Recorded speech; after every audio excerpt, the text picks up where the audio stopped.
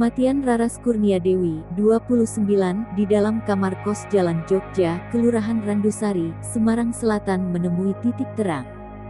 Kematian Raras diduga mengarah pembunuhan. Sejumlah barang milik Raras hilang.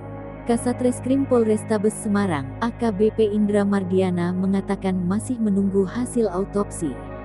Menurutnya, kepolisian telah melakukan olah tempat kejadian perkara (TKP) di dalam kamar, dan menemukan korban meninggal dengan kondisi membusuk. Menurutnya, korban tinggal sendiri di kos. Pihaknya masih melakukan pendalaman teman rekan yang mengenali korban.